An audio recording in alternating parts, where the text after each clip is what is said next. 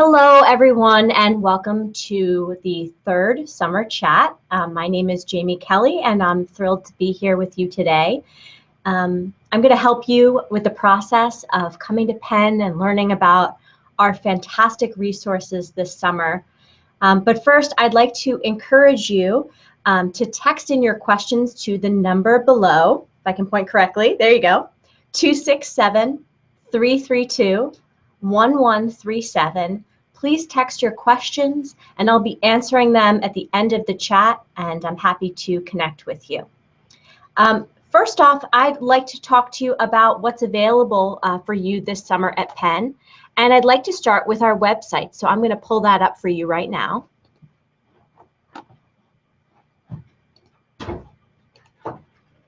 So here's the Penn Summer website, and some of you have already looked at this already. But what you can see on our website is our 11-week session, which runs from May 26th through August 7th, Summer Session 1, which runs from May 26th through July 1st, and Summer Session 2, which runs from July 7th through, July 2nd through August 7th. This summer, we're offering over 300 courses in a variety of disciplines within the School of Arts and Sciences, Wharton, and the School of Engineering. There are daytime courses, evening courses, and online courses, which you can see on this page. All of the courses are being offered for academic credit, and they'll appear on an official Penn transcript, and they may be transferable to your home institution. I recommend reaching out to your academic advisor at your home school to find out if our courses will transfer into the program you're attending. At Penn, there's something worth knowing, and that is that we work on a course unit system. Most universities run on a credit system, so let's take a look at one of our courses being offered this summer. So I studied English as an undergraduate when I was in school, and so I'm going to look at the English courses, and I'm going to look at this Jane Austen course. This Jane Austen course is a one course unit course. Most courses at Penn are one course unit. Some science courses that have a lab will be 1.5 course units. One course unit for one course is generally equivalent to 3 or 4 credits at your home institution. And again, that can be determined by sharing the syllabus with your academic advisor at your home institution and determining how many credits the course transfers for. All right, back to me.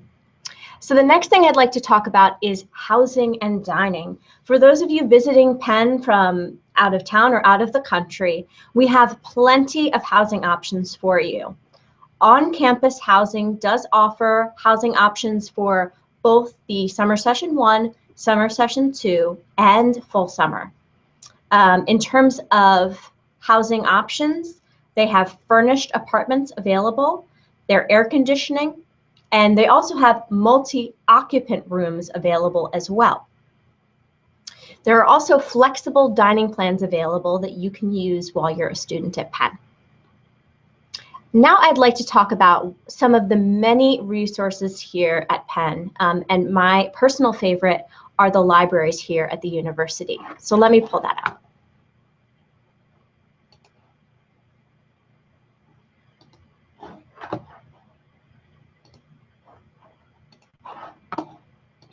All right, here are the Penn libraries.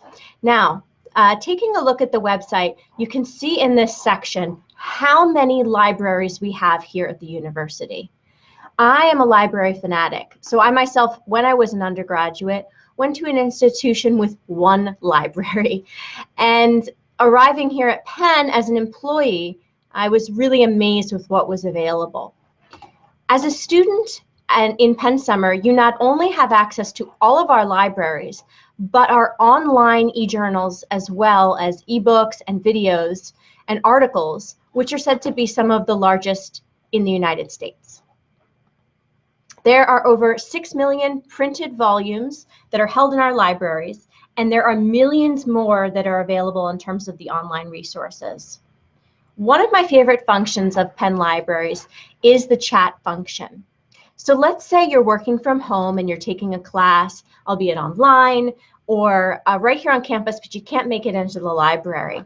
You can chat during any hours, and they can direct you to the right resources, or you can find a subject specialist in the topic that you're studying, and they can help you find articles and literature that are relevant to your study. So I'm a big fan of that. Next, I'd like to talk about another resource at the library called Weigel Information Commons. Weigel Information Commons is a space that offers rooms to meet with other students, as well as rooms that you can rent out. And one of my favorite things there are the workshops, which I'm going to click on now. The workshops are workshops that are free for students to attend to learn valuable, more technology-based skills. So here's one that's coming up in the month of March, Zotero, which I am a new fan of. Zotero is certainly one of the most powerful reference systems that I have found to organize my bibliographies for larger papers that I'm working on. Or here's one on Prezi. Prezi can be of value not only for your classroom presentations, but also for professional presentations as well. Now this one here is LinkedIn for undergraduates.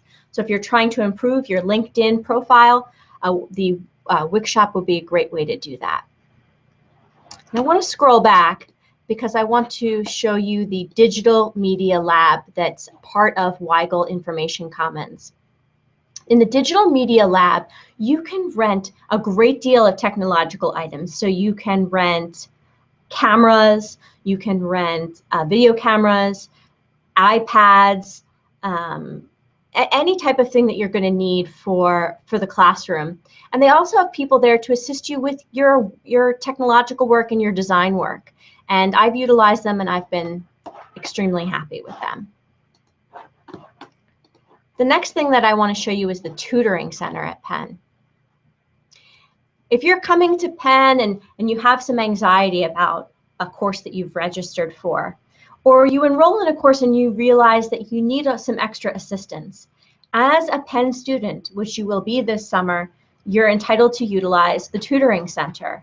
And this is a free service where they can set you up with someone to assist you with your coursework. If you just need a few meetings to come up with some ideas on, let's say, a calculus course, or you really need to study with someone for a longer period of time, let's say in a biology class. The tutoring center is a fantastic resource for that.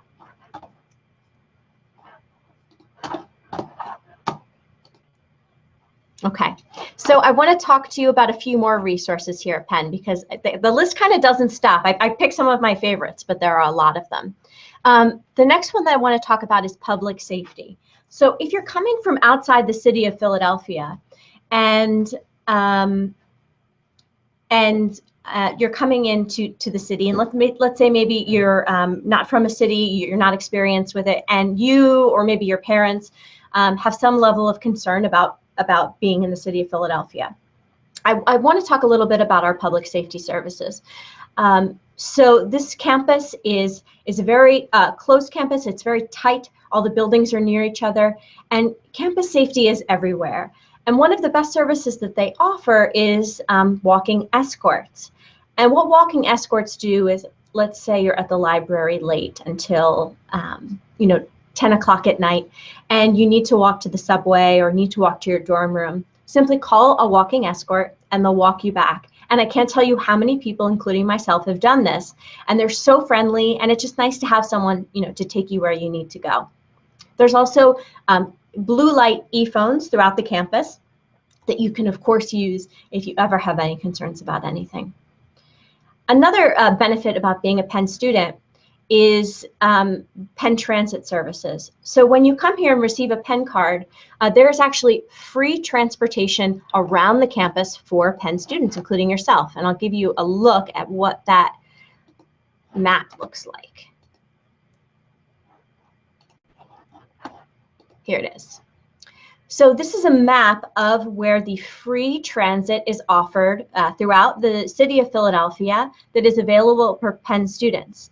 And this would take you throughout University City and even into the Rittenhouse Square area. And there's absolutely no cost to use these services. You just need to show your Penn card. In addition, Philadelphia has a fantastic subway system that you can utilize to get around.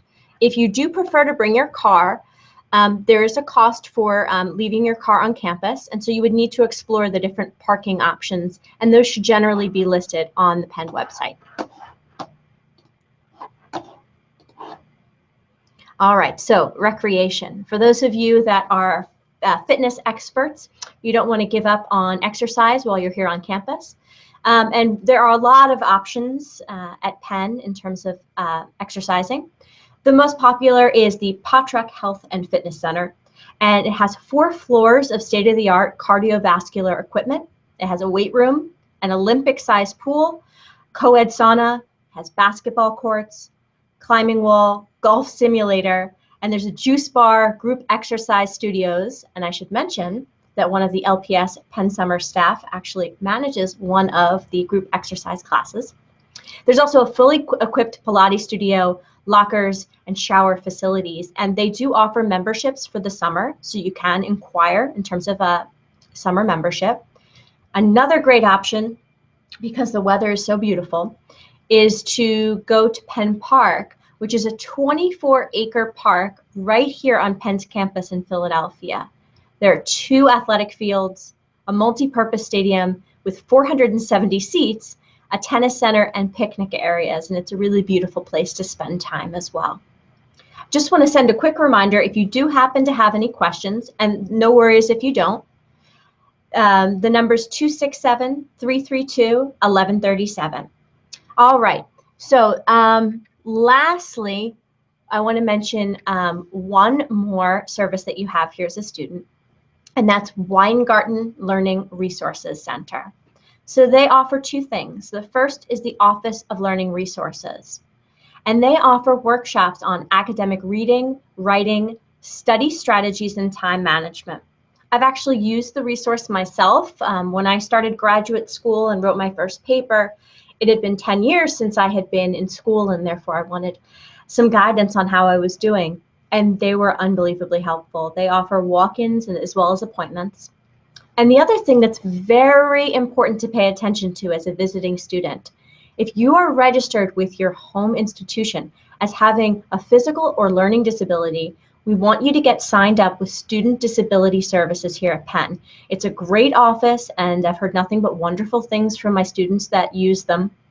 They offer comprehensive professional services and programs for students that self-identify with disabilities to ensure equal academic opportunities and participation in university-sponsored programs. So make sure to get registered with them.